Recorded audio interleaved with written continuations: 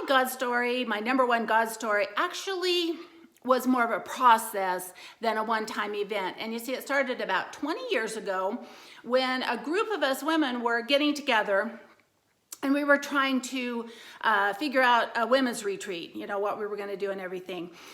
And my friend, Lisa Culp, turned to me and she said, hey, Marty, you could do a workshop, you know, like a fun decorating workshop or something, a breakout session. And before I could even think what I was saying, I said, sure.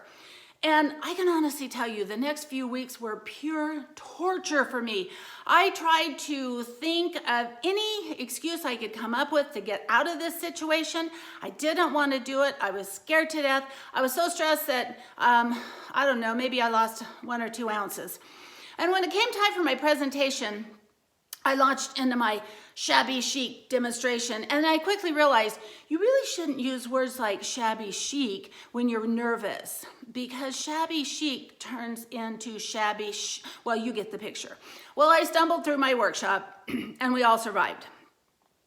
But little did I realize that this was just the beginning of discovering what God had in store for me, the work that He had called me to do, which was to actually professionally speak with the goal of inspiring women and men to walk out their own God story.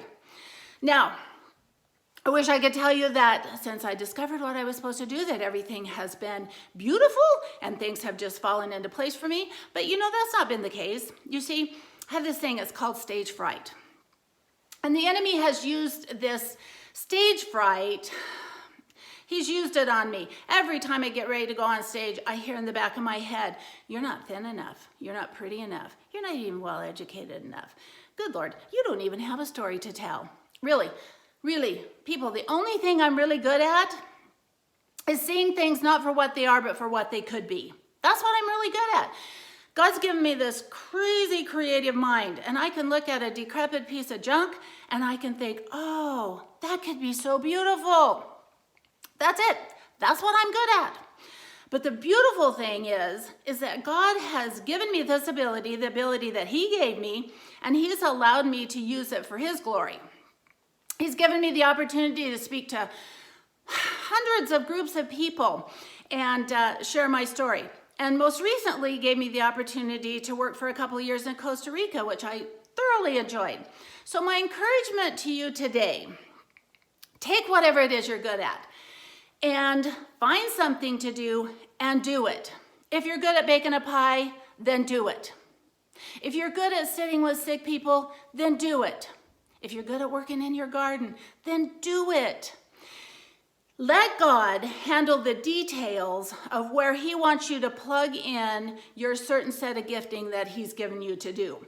And I'm going to leave you with a scripture, Colossians 3:23. Whatever you do, work at it with all your heart as if working for the Lord, not for human masters. You see, the world's going to tell you you're not adequate. The world's going to tell you you haven't got what it takes. But I'm here to tell you that you're perfect. You are perfect just the way you are. You're not junk. You're actually a treasure.